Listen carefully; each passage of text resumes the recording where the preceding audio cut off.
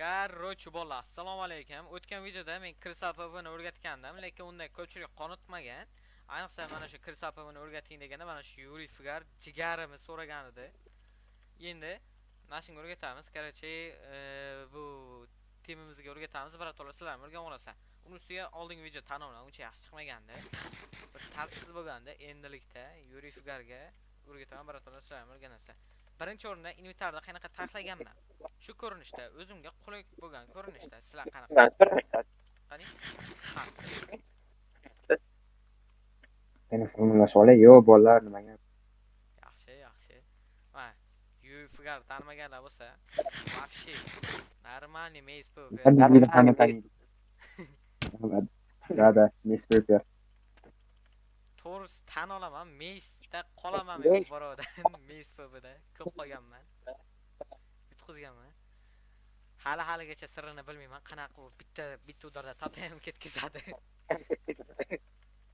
Xo'sh, короче, meni inventarim shunaqa taxlangan holatda uylarga nimagadir sizdan ovoz qaytyapti. Nimaga? Bilmadim. Voice xo'sh, mana inventarim shunaqa taxlangan. O'zimga qulay bu. Endi men KB asosan 6 harflar 7 left control 8 esa haligi sichqonchadagi kichkina tugmacha. Endi qaranglar. Birinchi qoida Yuriy Figar buyoqqa keng. Yuriy Figar birinchi qoidani men o'z tushunasiz. Kristaldan tepada bo'lmaslik kerak. Agar kristaldan siz tushing, men jonim ko'rish kerak. Siz portlating. Kristaldan tepada bo'lsa bitta portlating, bir dona. Ko'ryapsizlar, 6 ta jonimni ol, 9 ta, короче 6 ta jonimni oldi. 8 ekan. Agar kristalda oldi bo'lsanglar, eng ko'pi 1,5 ta joninglarni oladi. Agar kristaldan pastda bo'lsanglar, hech qancha jon olmaydi. Tushundinglar-a? Endi respawn anchor. Bunda tepada bo'lasizlarmi? Umuman farqi yo'q.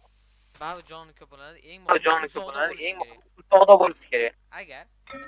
Agar mana ko'pchilik mashina oxirigacha bo'ladi, keyin portlash kerak. Bu xato. Bitta qo'yib turib boshqa narsani bosqilar ham portlaydi bu. Keyin bitta ham jon olmaslik uchun oldiliga bitta qo'yasizlar.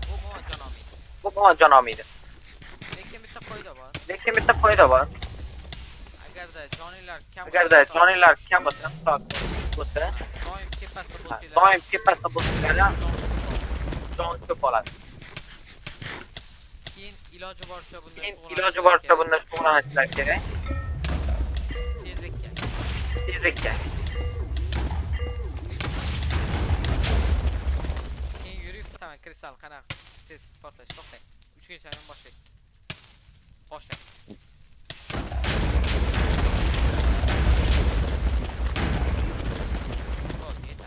Buni qoidasi kristal portlayotganda yo'nsa joylar kamligida ikkinchi qo'yillarga mana shu 5 ta birato'la olasizlarda, masalan, men qo'yillardan bitta tatim ketdi. Uni просто oslar uji manadagi odam sizlarni minus qilib tashlaydi. Uni olishi mana shu qo'yillarda tatim yo'q. 5 ga o'tasizlar, keyin tatim olasizlar. Ungacha mana shu qo'yillarda tatim ishlab ketguncha chap qo'yillarda tatim olasizlar. Keyin bu ishlab ketgandan keyin shift bilan pastga tushirib olaverasiz. Va Yuriy Figar ham bir bizda tatimni zo'r topadi.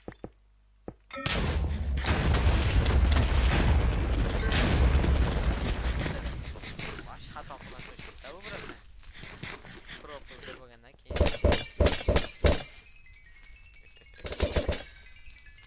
Короче, Yuriy Figar yana nima qoldi o'rgatmaganim? Ana, tepaga chiqing. Ko'pchilik respawn anchorda odam kelganda tepaga chiqing Yuriy. Xo'sh. Mana. Yuriy akamiz mana yoqqa kelmay. Короче, odam kelgandan keyin mana shu respawn anchorni portlatadi, pastga piyoda tushadi. Nima bu jinnilik? Agar raqiblar pro PvP bo'lsa, taqqiladi, bittada minus tashlaysizlar. Mana shuni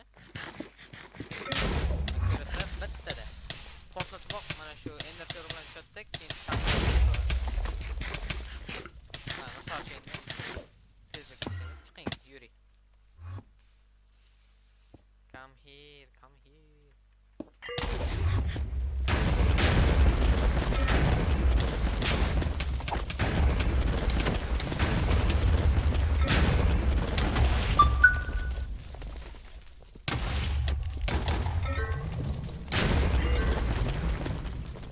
Vay, yaman. Kesinlikle uzatmayın.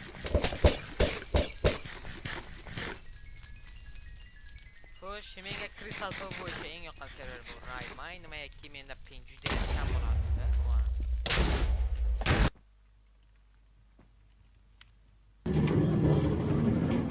Nimaga men bu shalt ush olganman? Mobodoga mana Yuri Frag otlarning pastga tushib kristalni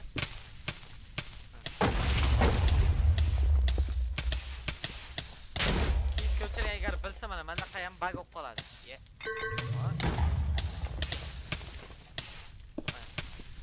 Agar mana shu kristal meniki qo'yilgan bo'lsa, bu meniki kristal qo'yib bo'lmaydi.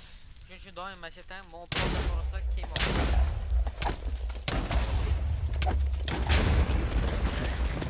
Sizlarga eng muhim chiqingda. Ba'zi bir kristal turlari bor, ya'ni kristal yo'llar bor. Mana shu yerlar oddiy joy emas, Desert Block bo'ladi va u paytda respawnga umuman foyda bermaydi. Shuning uchun ham aytay respawn chaqan. Короче, odam bitta ursanglar, har doim kristal pubda qilichlarda knakback bir sehri bo'ladi. Va bu nimaga? Odam urganinglarda yarim blok u tepaga chiqib ketadi. Yarim blok sakror, ko'rasizlarmi? Ana shu paytda uspetib qolishinglar kerak.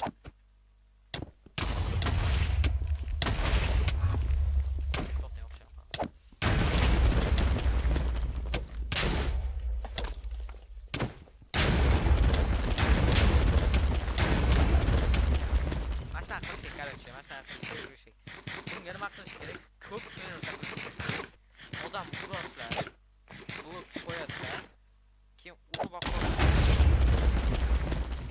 boshlovchilar uchun, kengda boshlovchilar uchun birinchi blokni qo'yib olasizlar, keyin boshlovchilar bo'ladi. Keyin sizlarga maslahatim, ko'pchilik anaqa kristalni tez portlata olmayman deydi. Bu cheat emas, bu hamma ishlatadigan narsa. Marlow mod menu. Mana. Ish qanoni. Marlow Crystal Optimizer. Bu client hisoblanadi. Hech qanaqa soft emas, anaqa ban ham ketmaydigan narsa emas bu. Shunchaki Minecraftda kristalni portlashida o'rtasida 0.5 sekund anaqa limit bor. Bu mana shu narsa uni o'rtasidagi narsani olib tashlaydi. Urasizlar, portlaydi. Agar men bu narsani o'chirib qo'ysam, o'chirishni bilmayman. Ko'rasizlar? Bunda vaqt tez portlaydi. Aslida bundan ham tez portlasa, просто raid mainda jicha limiti bor. ByteMC serveriga yaqinda duellar qo'shildi. Unda men kristal vashi tez portlataman. Nimaiki u serverda kristal portlash cheklov ancha kam.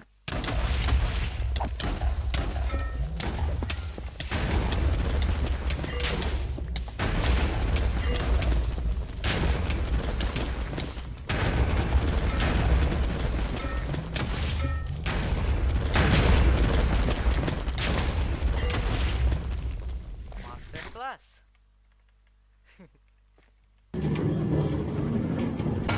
Savol beradi. Crystal Pub'ni bunaqa o'ynash uchun qancha vaqt ketgan? O'zim Crystal Pub'ni boshlaganimga 2,5 oy bo'ldi yoki 2 oy bo'ldi. Shu paytda shunaqa natija. Endi ma'lum sizdan bitta master class ko'rsating, men просто ta'tim ishlab berib turaman. Yuklamas bo'lyapsiz, qarang. Bitta ta'tim minus. Yo'q, ulguring. Da, Crystal portlatishga. Keyin qaranglar. Arbalet to'yini qo'ying. Arbalet. Oting.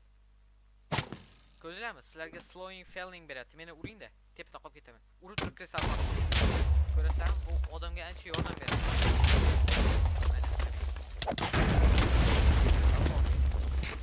Ko'rasizlarmi? Yerga tushish ancha qiyin. Sizga mana shu pastga tushganda ham ancha qiynaladi. Keyin borlar, tepaga chiqing. Tepetkin. Bak meyizchida bu. Ana shu arbaletni ochishga tayyorlaning. Ochishga tayyorlaning. Arbaletni. oting demadim, tayyorlaning dedim.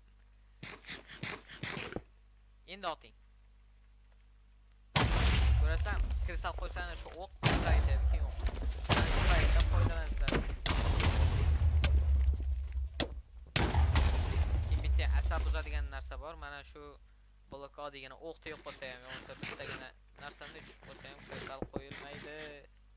Mana bunga hozir kristal qo'yilyapti. Ustiga bitta narsa tushib qolsa ham. Mana qara. Ustiga bitta narsa tushib qolsa ham qo'yilmaydi. Ben ko'rasam qo'yilmaydi. Eng adam qiladigan oddiygina o'q tegib qo'ysa ham qo'yilmaydi.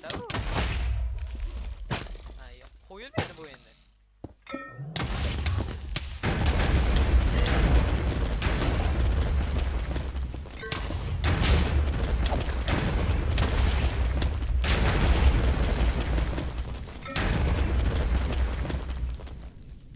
Masterclass. Endi siz qani? Yo'q. Qilich bilan oling, qilich bilan oling. Kaslashadi. Oddiy turganda uradi.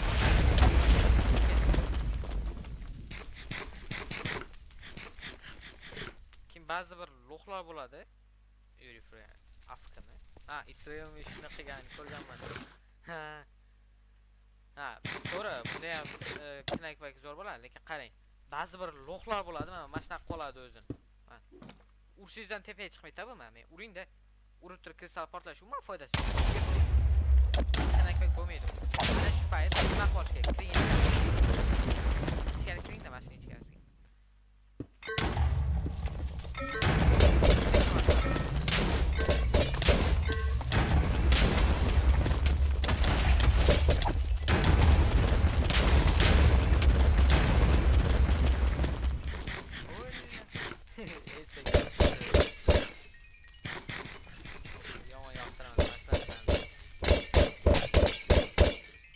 Keyin meni 95% modlarimda hammasi PvP uchun va adashmasam 40% kristal PvP uchun yoki 60%.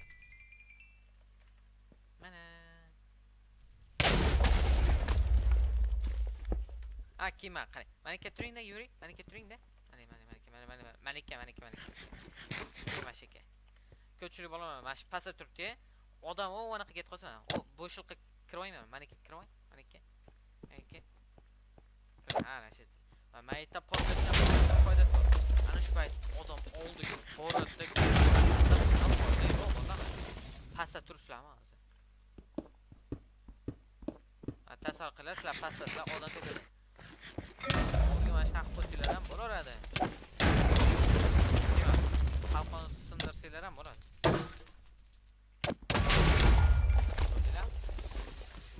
Всё.